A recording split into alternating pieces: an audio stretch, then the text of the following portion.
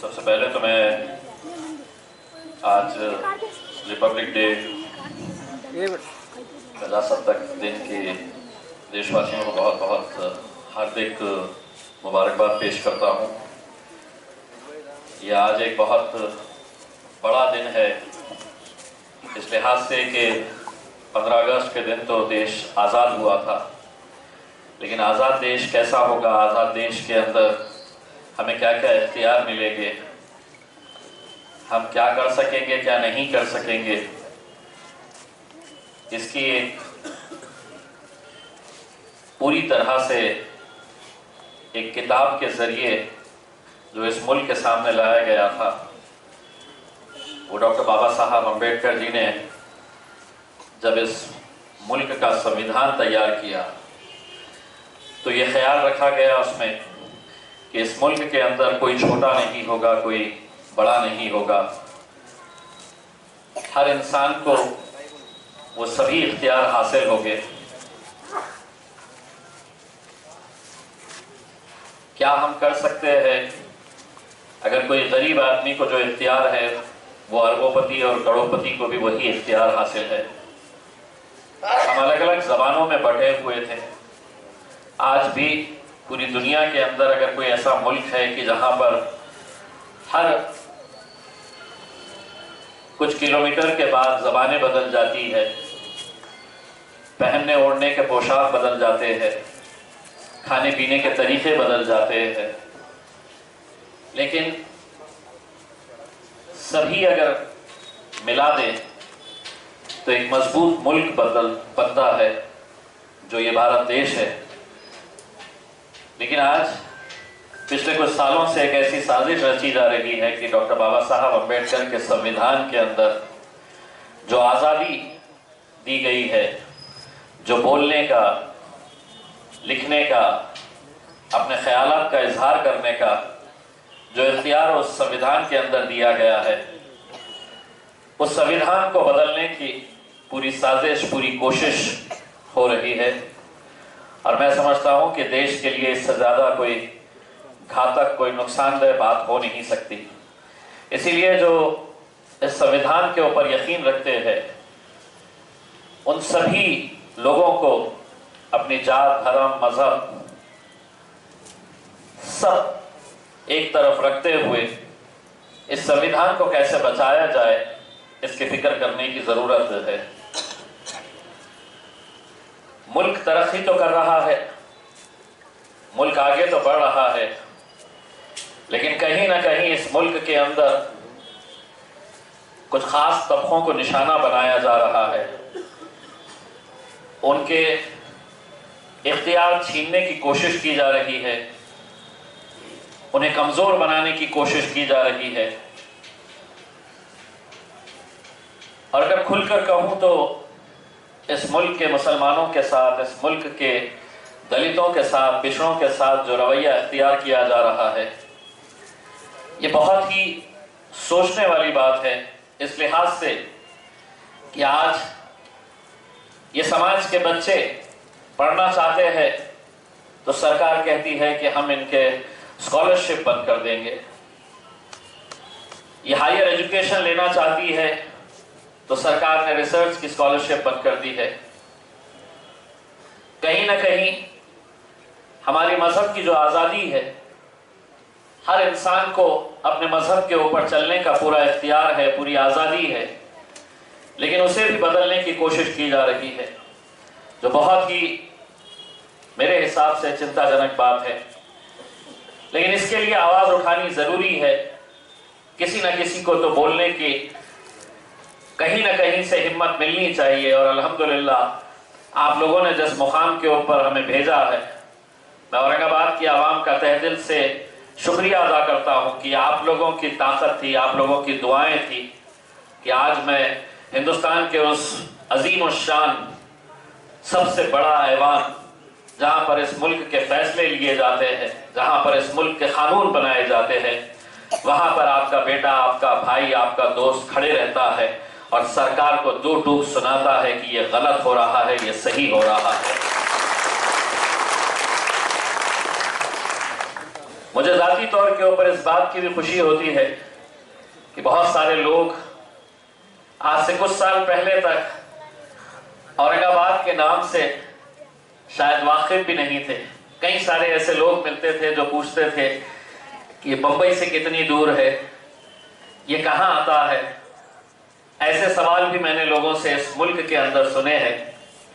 लेकिन आज हिंदुस्तान के किसी भी कोने में चले जाइए, वो देख के ही पहचानते हैं, वो देखते ही समझ जाते हैं ये मजलिस इत्तेहादुल मुस्लिमीन का सांसद है जो औरंगाबाद से आता है। यही आप लोगों की ताकत थी कि आज जब मैं पार्लियामेंट के अंदर खड़े रहता हूं बोलने के लिए, तो कहीं ना कहीं इस बात का एहसास रहता है कि जिन लोगों ने मुझसे ये उम्मीद की थी कि तुम वहां जाओगे और हमारे लिए आवाज उठाओगे, चाहे वो किसान हो, चाहे वो गरीब हो, बेरोजगार हो, चाहे वो खिलाड़ी हो, चाहे वो पिछड़ा समाज हो, दलित हो, मुसलमान हो, इन सब की आवाज जब वहां पर उठाते हैं तो कहीं ना कहीं कितने भी आपके कट्टर विरोधी हो, वो आकर ये बात जरूर बोलते हैं कि आपने जो बोला है वो सही बोला है, हम बोल नहीं सकते हैं, लेकिन हम उनको यही कहते हैं कि हम तो यहाँ पर बोलने के लिए आए हैं और डट कर बोलने के लिए आए हैं। जो सच है वो बोलने के लिए आए हैं, किसी को पसंद आए किसी को नहीं पसंद आए। लेकिन आज लोग बोलने से भी इस बात के लिए डरते हैं। आज खुशी इस बात की होती है कि अगर एक असिस्टेंट कमिश्नर ऑफ पुलिस अगर एक हमारी बहन के साथ अगर बदसलूकी करता है, बदतमीजी करता है,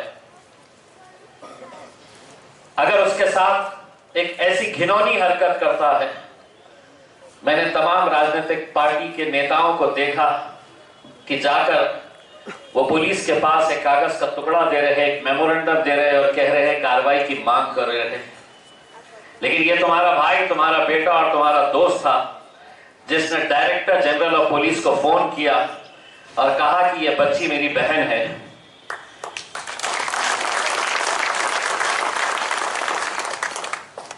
और मैं आपसे ये नहीं कहूंगा कि सिर्फ उसके ऊपर कार्रवाई करो, मैंने उनको ये कहा कि 24 घंटे का टाइम दे रहा हूं, अगर ये सस्पेंड नहीं हुआ तो फिर देखिएगा कि औरंगाबाद की सड़कों के ऊपर मैं कैसा सरों का समंदर लेकर आता हूं।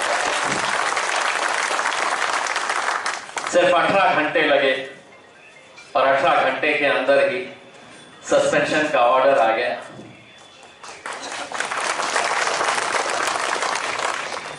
लेकिन जब ऐसी बातें सामने आती है तो न जाने महाराष्ट्र के किन किन कोने कोने के इलाकों से लोग फोन करना शुरू कर देते हैं कि साहब ये पुलिस वाला सता रहा है, साहब इसके ऊपर भी एक्शन लीजिए, साहब ये भी कर दीजिए।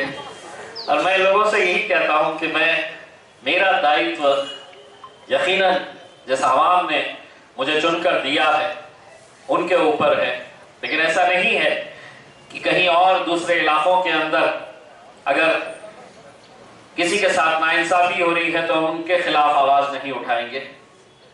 आज अब हम लोग सभी लोग कुछ दिन पहले हमने डिवीजन कमिश्नर ऑफिस के सामने इकट्ठा हुए तमाम कर्मचारियों के हक के लिए। उसका नतीजा क्या हुआ? आपको लगा होगा कि सिर्फ हमने एक दिन का आंदोलन किया और एक दिन के आंदोलन करने के बाद हम खामोश बैठ गए। उस आंदोलन का असर यह हुआ है कि अगर कोई महानगर पालिका के अंदर काम करता है तो उनको बता दो कि जिस दिन मैंने आंदोलन किया उसके 5 दिन के बाद महानगर पालिका ने उस ठेकेदार को एक नोटिस जारी की। ईएसआईसी मतलब जो कर्मचारी काम करते हैं कॉन्ट्रैक्ट के ऊपर, उनके और उनके परिवार वालों को मेडिकल की सुविधाएं मिलती है। लेकिन जब ठेकेदार ईएसआईसी का पैसा ही नहीं जमा कर रहा तो उनको ना मेडिकल की सुविधाएं मिल रही, ना उनके परिवार वालों को मेडिकल की सुविधाएं मिल रही।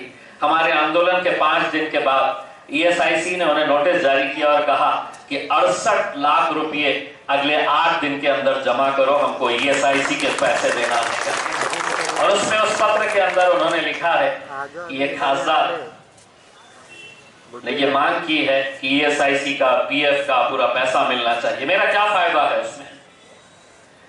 हमारी मजलिस का क्या फायदा है इसके अंदर। लेकिन मुझे मालूम है कि कहीं ना कहीं वो गरीब इंसान, वो मेहनत कश आदमी, जो मेहनत तो खुद कर रहा है लेकिन मजा इसका कोई और लूट रहा है, पैसा कोई और खा रहा है। मैं हर चीज रोक नहीं सकता हूं, लेकिन मैं लड़ तो सकता हूं। लोग कहते हैं कि इसका कुछ होगा क्या। मैं कहता हूं मुझे खुद नहीं मालूम कि क्या होगा, लेकिन इतना मुझे मालूम है कि रात में जब मैं सोता हूं तो इस यकीन और इस सुकून के साथ सोता हूं कि कम से कम जब सब लोग खामोश थे तो एक बंदा खड़ा तो हुआ था लड़ने के लिए, और मैं लड़ने का काम कर रहा हूं। आज मजलिस इत्तेहादुल मुस्लिमीन, मैं मेरे तमाम जिम्मेदारों को बताना चाहता हूं, ये किसी एक आदमी से चलने वाली जमात नहीं है। हम सब है तो मजलिस है। अगर हम नहीं, आप नहीं, तो मजलिस नहीं। इसीलिए जब ऐसे प्रोग्राम मुनक्किद किए जाते हैं और मैं मजलिस के बड़े जिम्मेदारों को नहीं देखता हूं, तो मुझे यह एहसास होता है कि तुम आखिर मजलिस में है क्यों।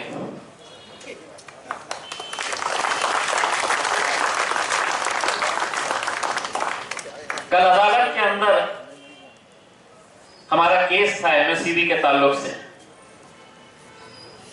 आपको याद होगा 2017 के अंदर जब औरंगाबाद शहर में 10 घंटे की लोड शेडिंग, सुबह 5 घंटे, शाम में 5 घंटे की लोड शेडिंग थी। उस वक्त हम एमएससीबी ऑफिस गए थे और एमएससीबी ऑफिस के अंदर क्या हुआ था कि हम उठने से पहले महाराष्ट्र सरकार को सिर्फ औरंगाबाद के ताल्लुक से एक पत्र वहां से फैक्स करना पड़ा था, जिसमें यह कहा गया था कि औरंगाबाद से हम लोड शेडिंग खत्म कर रहे हैं। क्या हुआ था ये सबने देखा है, लेकिन जज साहब ने कहा है कुछ नहीं हुआ था, इसलिए सब बाइज्जत बरी हो गए। मैं हमारे समीर साजिद बिल्डर साहब को, शारिक नक्शबंदी साहब, असरार भाई को, काका साहब काकड़े को, ये मजलिस के जिम्मेदारान है, हमारी बहन है मोनिका मोरे जी। तो कल जब हम कोर्ट में गए थे 11 बजे का, तो उसके खौफ से तमाम जितने के ऊपर केसेस थे वो अदालत बराबर वक्त के ऊपर पहुंच गए थे। आज जब झंडा चढ़ाने का वक्त आया तो आप घरों में सो रहे हैं।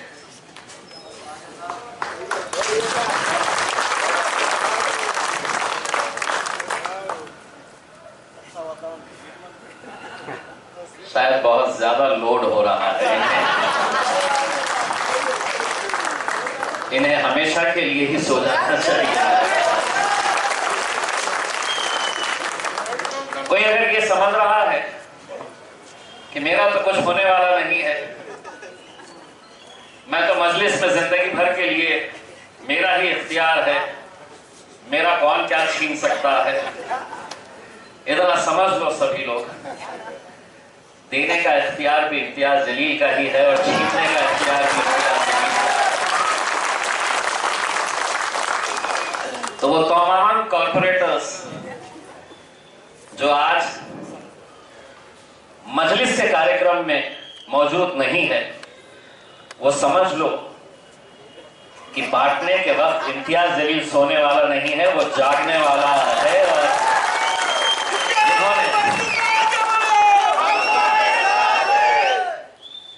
और जो लोग असरार भाई किसी को पोस्ट दिए हैं या शारिक साहब किसी को पोस्ट दिए हैं, कोई जरूरत नहीं है ऐसे लोगों को रखने के लिए जो सिर्फ पोस्ट लेकर बैठे हुए हैं। जो काम कर रहे हैं, उनको रखिएगा, और जो नहीं कर रहे हैं उनको बाइज्जत खुदाफिज करिएगा। मजलिस में काम करने वालों की कमी नहीं है, मजलिस को मजबूत करने वालों की कमी नहीं है।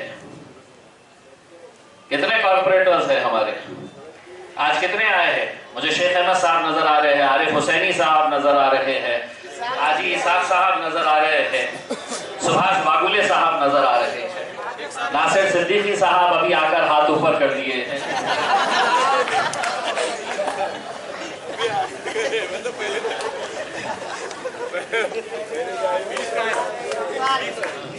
मेरा कहने का मतलब यह है दोस्तों कि अगर इस जमात को हमें मजबूत करना है तो इस सोच से हमें आगे बढ़ना है कि साथी हाथ बढ़ाना, एक अकेला थक जाएगा मिलकर बोझ उठाना। हम सबको मिलकर इस जमात को मजबूत करना। कई सारे ऐसे भी होंगे जो जब रैली खत्म होने के लिए आएगी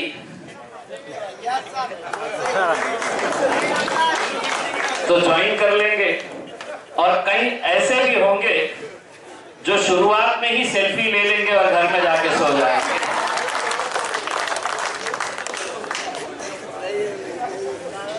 लेकिन ऐसे ही खासदार नहीं बना हूं मैं, सब पे नजर रखता हूं,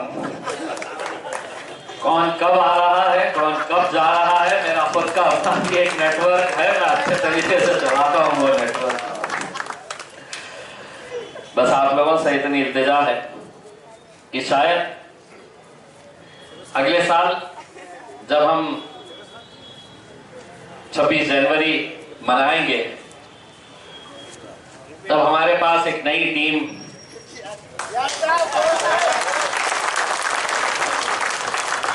रहेगी।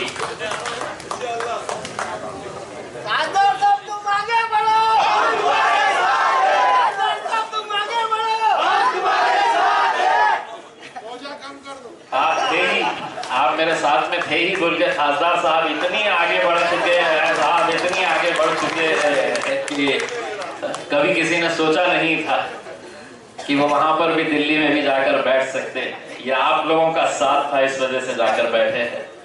लेकिन एक बात मैं फिर से दोहराना चाहता हूं, देखिए अगर कोई पार्टी का प्रोग्राम निकलता है तो कोई ये ना कहे कि साहब मुझे तो किसी ने बताया नहीं, मुझे तो पता ही नहीं था।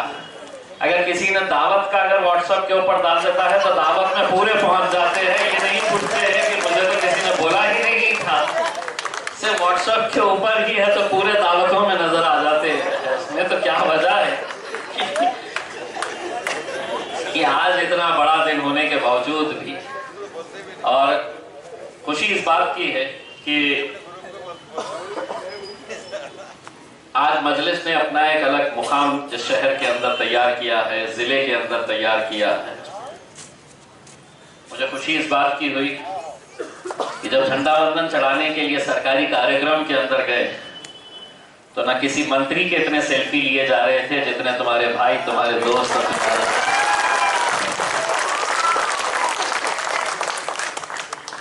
तो क्या वजह है इसकी? कहीं ना कहीं लोग आपके काम को देखते हैं, आपके काम को समझते हैं। आईबी के लोग भी आ जाते हैं, पीछे पड़े रहते हैं, क्या बोलने वाले हैं करके। स्पेशल ब्रांच के आ जाते हैं, क्या बोलने वाला है, जाके बोल दीजिएगा। अब हम जो भी बोलते हैं इतनी होशियारी से बोलते हैं कि हमारे पूरे लोग समझ जाते हैं हम क्या बोल रहे हैं करके। मैं तमाम जितने भी आप जिम्मेदारान हैं जो आज मोटरसाइकिल रैली के अंदर शामिल होने वाले हैं, उनसे ये दरख्वास्त करूंगा कि अपने अपने मोटरसाइकिलों के ऊपर जब इस तिरंगे को लगाएंगे उसका किसी भी तरह से बेहुरमती ना हो, झंडे का एहतराम करिएगा। ये हमारे लिए फख्र की बात है कि आज हम जिंदा है ये दिन मनाने के लिए, ये जश्न मनाने के लिए, 26 जनवरी देखने के लिए। वरना हमने कोरोना के 2 साल के अंदर देखा है कि लोगों की जान चले गई तो दफनाने के लिए, उन्हें जलाने के लिए भी क्या हालात थे उस वक्त के। तो हम हर लम्हा, हर पल इस बात का शुक्र अदा करना चाहिएगा कि हम लोग आज इस दिन को मनाने के लिए जिंदा है। मैं एक बार फिर से तमाम लोगों को 26 जनवरी की बहुत बहुत मुबारकबाद पेश करता हूँ। कुछ लोगों ने ये दरख्वास्त की है कि सब एक साथ मिलकर पठान फिल्म देखने के लिए जाएं।